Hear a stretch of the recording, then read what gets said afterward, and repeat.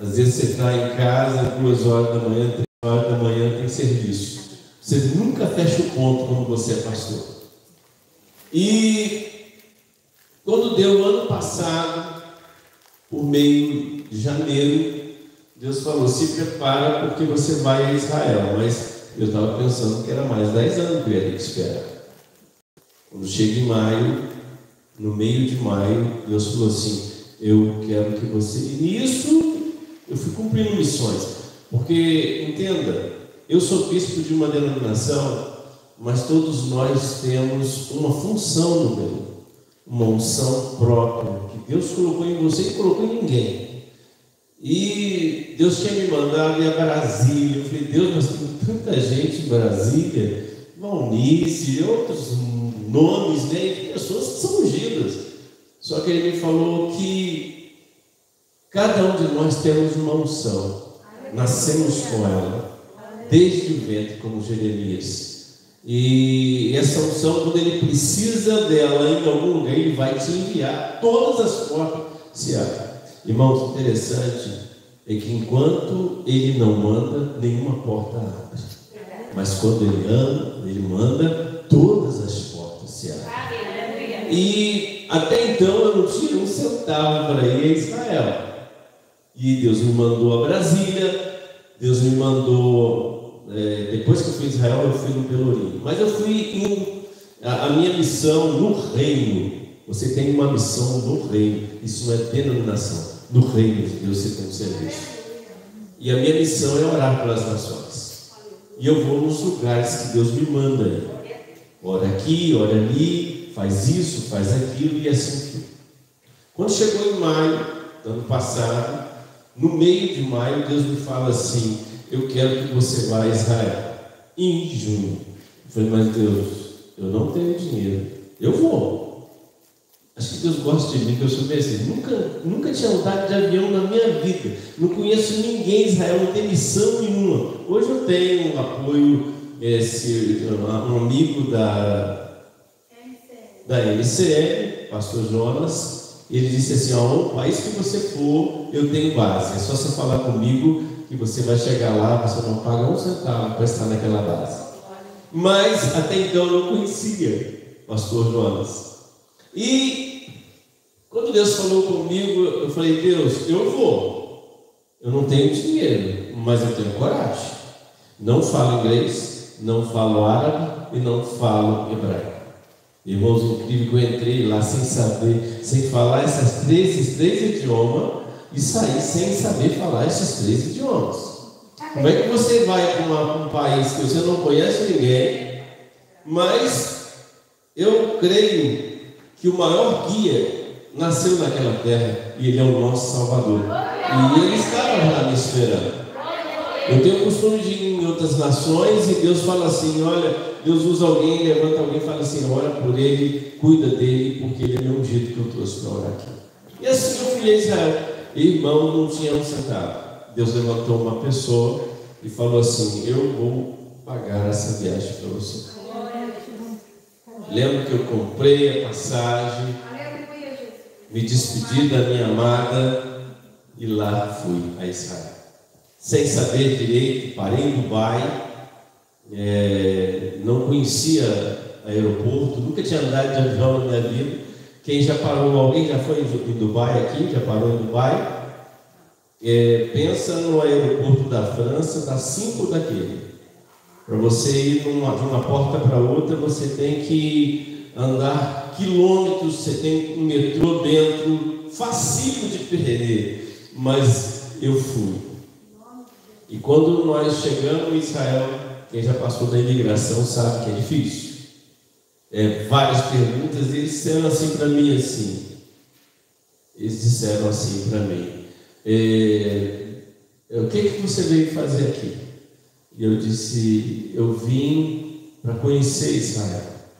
Onde você vai ficar? Jerusalém. Ele ligou para o hostel.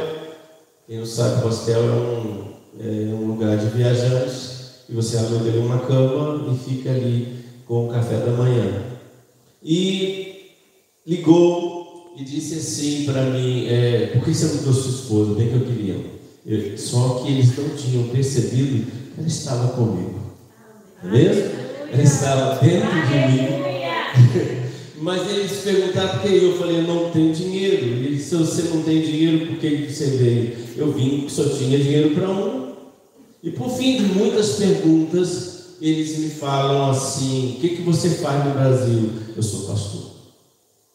Pediram minha credencial, ela falou, espera lá, e deportando todo mundo. Falei para o pastor, olha, Deus mandou eu vir a Israel, eu já estou pisando em Tel Aviv, daqui mesmo eu oro e já vou para o avião. Mas não era o projeto de Deus. Quando eu entrei, passei ali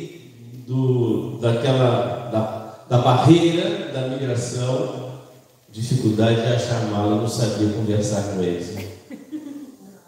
Mas, como eu disse para a pastora Adriana, eu tenho uma coisa comigo, eu gosto de estar perdido. Você quer me deixar feliz, é largar no meio de uma cidade que eu não conheço ninguém e eu estou em casa. Com muita dificuldade eu consegui achar o hostel, mas depois que achei, aí começou a minha missão. Irmãos, eu fui em lugares que realmente o meu guia, eu não tive contato com guias nenhum. Era o Google Tradutor. Quando tinha, não sei se você conhece, quando você chega numa nação que você não sabe conversar, quem tem inglês é fácil, mas quem não tem, dá aquela de mudo. O que você quer? Isso é fácil de comunicar, todo mundo entende. Você aponta para o pão, você aponta assim e você vai e paga. E eu tive o privilégio de estar conhecendo todas as portas de entrada da cidade, de estar no Muro das Lamentações, que não é Muro das Lamentações, mas é Muro Ocidental, que é apenas é o que restou, não sei se os irmãos sabem da história, que o muro, no caso ocidental, ele não é um muro, ele era apenas uma base que dava sustentação para o muro do templo. Mas quando houve uma guerra, os romanos destruíram tudo, queimaram os muros da cidade e deixaram aquele pedaço para dizer assim, toda vez que você, judeu, olhar para aquele muro, você vai ver que os romanos são superiores aos judeus. É como se fosse uma humilhação. Mas como o judeu viu a mesma visão, aquilo que eles deixaram para ser humilhação, os judeus pegaram como a um sinal de que Deus iria reconstruir tudo. Aleluia. Aquilo que às vezes as pessoas têm como derrota para nós é o símbolo de uma grande vitória que vem. E assim o muro, estava ali, e eu fui pesquisando porque que eles mexem muito com o corpo quando eles chegam ali, porque há um salmo que diz que nós devemos adorar a Deus com toda a nossa expressão. Então eles estão fazendo aquilo ali. Mas notei que há uma religiosidade. Israel não é uma nação cristã. Foi ali que Jesus morreu. Foi ali que Jesus sofreu. Foi ali que Jesus perdeu a sua vida. Mas foi ali que Jesus ressuscitou. Entenda que o Deus de Israel, ele tinha uma exclusividade com Israel em relação aos outros povos. Só que Israel, eles se acham ainda aquela prioridade. Deus já virou a chave e eles ainda estão no antigo, sendo que Deus já virou a chave. Por quê? Hoje, o Evangelho, no caso, a salvação, não é apenas, quando eu leio em João 1, no versículo 11 e 12, diz, veio para os que eram seus, os judeus, mas os judeus não receberam, e todos a rejeição dos judeus deu abertura para nós que fomos enxertados nessa área. Então hoje nós também pertencemos. Então hoje Deus, o foco de Deus não é Israel, mas é todo aquele que adora em espírito e em verdade, independente da sua língua, cor e raça. Então ali acontece que quando nós saímos ali do Muro das Lamentações, nós tivemos a oportunidade de entrar nos bairros ali, que são muçulmanos. Mas uma coisa é certa, irmãos, quem esteve em Israel sabe disso, há uma paz. Lá é igualzinho ao Brasil, o semáforo para no vermelho, todo mundo para. O carro pode não estar passando, mas todo mundo está parado. Só passa depois que ela para frente. É assim no Brasil? Não é não. O Brasil está no vermelho, está vindo o carro, eles passam um, passa outro, porque eles não respeitam. Israel, eles têm uma educação de obediência na sua cultura. Tive a oportunidade também de participar de um culto com judeus messiânicos, judeus que creem em Jesus Cristo. Eu tive a oportunidade de ir, não só na Via Dolorosa, mas eu tive a oportunidade de estar caminhando ali, quando Jesus, ali perto da fortaleza de Antônia, onde Jesus foi julgado, ele sofreu, ele apanhou, mas só que ele teve que passar a noite numa cadeia, perto da cadeia de Barrabás, um lugar muito assim, quem entrou ali sabe, você sente uma tristeza na tua alma quando você entra ali. Jesus sofreu ali, ele sabia que depois ele seria morto. Mas o que eu noto, irmãos, aquilo que quando eles falaram assim que Jesus tinha que andar toda a cidade para ser humilhado, de uma certa maneira, ele estava demonstrando amor para todos aqueles que um dia queriam. O que Israel me trouxe foi um amor por Jesus. Tem pessoas que vão lá, se tornam, eles são cristãos, eles se tornam judeus, eles vão para o judaísmo. Eu não chamo isso de conversão, eu chamo isso de regredir na fé. Aquilo, estar em Israel, me trouxe mais fé em Jesus. É como se você trilhasse. E eu tive a oportunidade também de ir no Monte Carmelo, numa outra parte do Monte Carmelo que às vezes não é visitada, antes que você tem que andar numa trilha. E ali eu tive um encontro muito real com Deus. Uma presença de Deus. O fogo não caiu sobre os profetas, mas ele caiu realmente no meu coração.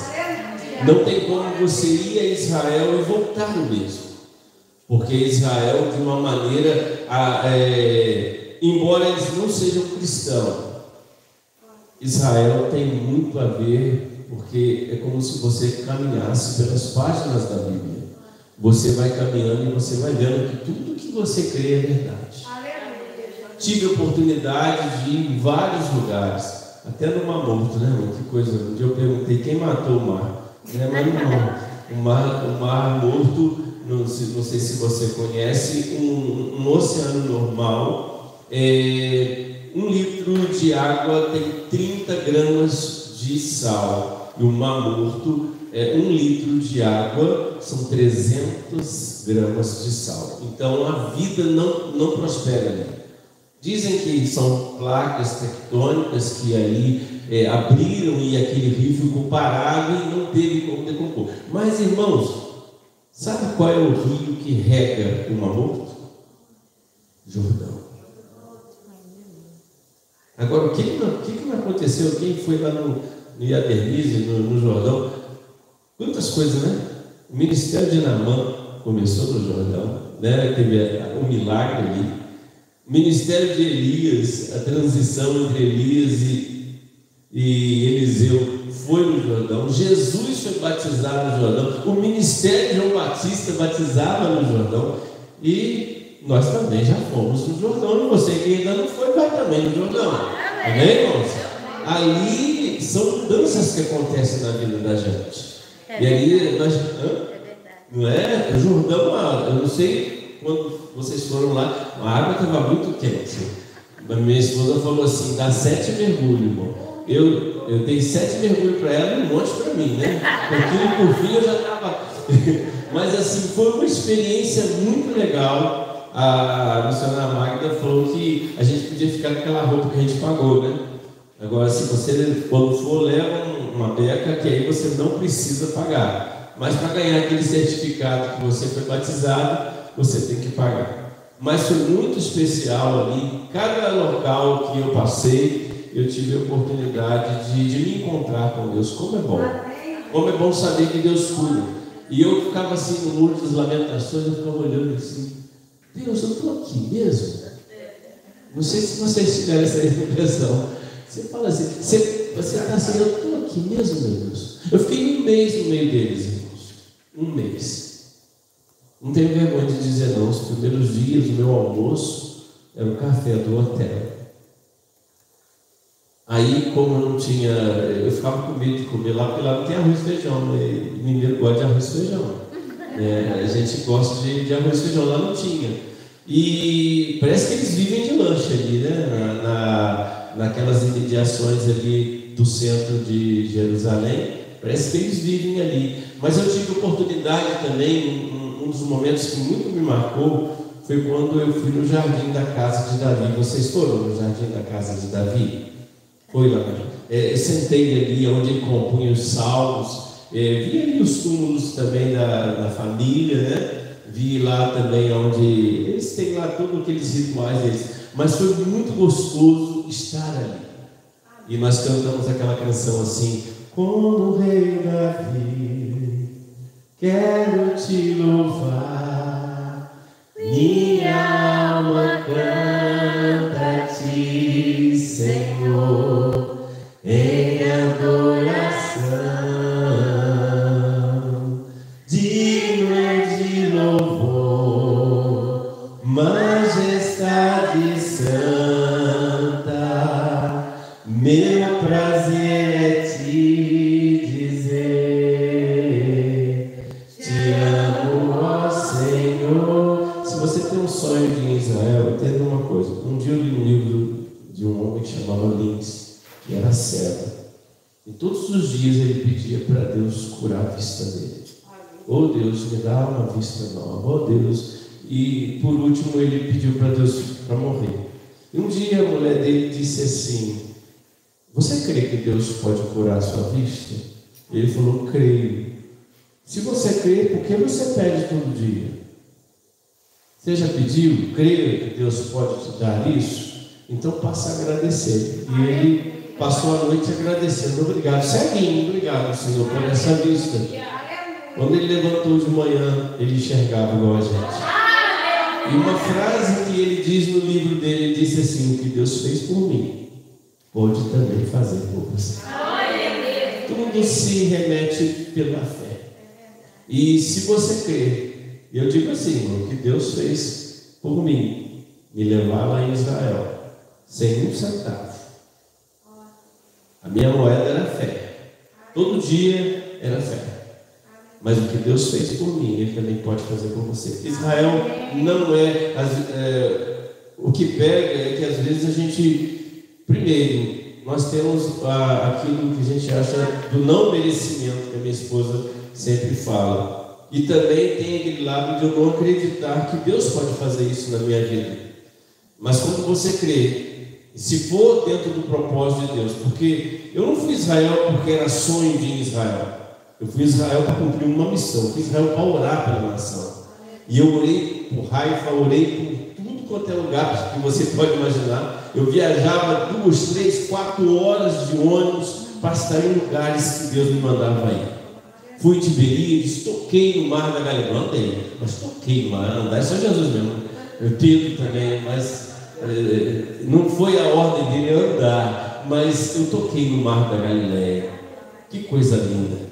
Que experiência, né? É o maior mar que tem em todo Israel, se alimenta daquela água, eles pescam e realmente é mar não porque é água salgada, é mar pela extensão, pelo tamanho, mas muito lindo. Estive em Tiberíades, estive em outros lugares também, passamos por Cesareia, mas não paramos em Cesareia, mas eu cheguei a ver. Mas eu digo para os irmãos, eu fui nos lugares que Deus me mandou. Eu estou aqui porque Deus mandou a gente aqui. Deus, através da irmã Magda. Eu sempre falo com a minha esposa, um dia nós estávamos andando em Cabo Frio, irmãos. Da minha cidade a Cabo Frio, umas 5, 6 horas de viagem. Conhece lá? Cabo Frio. E nós estávamos naquela praia bonita, que é forte ou forte. E eu e ela caminhando, irmãos, assim. no forte, coisa linda. E eu olhei para ela assim: filha, Deus é engraçado, ele está sempre sentado, nós estamos andando aqui. Deus é lindo, aleluia. Sabe por quê? Temos por essa conferência que é. E se você tem um sonho de Israel, não é mais sonho, é realidade. Eles cobram 27 mil lá de onde eu moro para ir em Israel. Eu fui em Israel por 9 mil. Fui e voltei. Fui e voltei, comi. Só voltei magrinho. Eu voltei magrinho porque eu não aguentava comer aquela comida de lá. Mas assim, e muito calor, muito calor. Eu só vou contar isso agora para terminar. Assim eu saí não sei se eu tinha pegado muito calor do tempo mesmo, ou se era o calor do espírito, mas eu saí do Monte Carmelo com uma sede, irmãos. Pensa numa sede. Parecia que eu tinha saído num deserto. Aí parou um senhor assim numa casa. E eu não sei falar inglês. Mas naquela hora eu falei assim, pastor, minha esposa gritando, senhor. E eu disse assim: excuse me, why please? Eu acho que ele entendeu why please. Água, por favor. O resto mas assim, ele me deu uma água gelada, irmãos. E eu tomei uma água fresca naquele lugar. Deus tem coisas grandes. Você tem uma unção. Creia nisso. Você tem chamado para as nações. Há coisas dentro de nós que ainda não se manifestou. Mas eu quero profetizar nessa tarde, testemunho, que o melhor de Deus ainda está por vir. Só de às vezes as pessoas ouvirem a minha história, elas creem em Deus abre as portas. Amém, irmãos? Deus abençoe, pastora. Deus abençoe. Levanta para a gente orar por Israel. Queria te fazer uma pergunta, pastor. Porque o Aviva nasceu não foi para fazer um passeio, foi para ir em lugares específicos para orar. E eu entendo que Deus tem levantado. Não é errado passear. É não orar.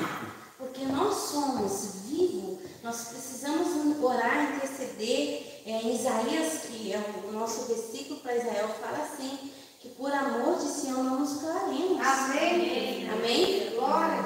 Amém? Por amor de Sião não nos calaremos, de Jerusalém não descansarei enquanto a sua justiça não resplandecer com a alvorada e a sua salvação como chamas de uma tocha. Amém. Então, eu fico muito, porque eu sei que o Senhor não levantou só nós. Amém. Ele tem levantado os deles. Amém. Aos 4 cantos dessa terra. Amém. Então, o que me impactou é a ousadia do pastor, mas assim, ele foi com propósito. Aleluia. O Senhor te chamou para orar. Ora pelas nações. Mas você foi especificamente para orar por Israel. Amém? Amém. Isso foi no coração dele. Quando Deus me leva a uma nação, e segundo a autoridade que nos foi otorgada pela missionária, nós vamos levantar as nossas mãos e vamos declarar o governo de Deus sobre Dinamarca. Amém? Senhor, em nome de Jesus, na autoridade do Deus de Israel, nós queremos agora declarar o governo de Deus sobre a Dinamarca e declarar que a Dinamarca pertence ao Senhor Jesus Cristo. E aonde, ó Deus, a nossa voz ser ouvida, a nação que, ó Deus, estiver assistindo nesse momento, nós declaramos, junto com esse irmão que está desse outro lado da tela, nós declaramos que o nosso país, que o Brasil, pertence ao Senhor. Declaramos também que Dinamarca pertence ao Senhor, e também Israel, Alemanha, Bélgica, todos os países, Polônia, Bulgária, pertencem ao Senhor. Nós declaramos o governo de Deus sobre todas as nações, em nome de Jesus. Amém, querido? Pastora, muito obrigado pela oportunidade. Pastor, vocês são uma inspiração para nós.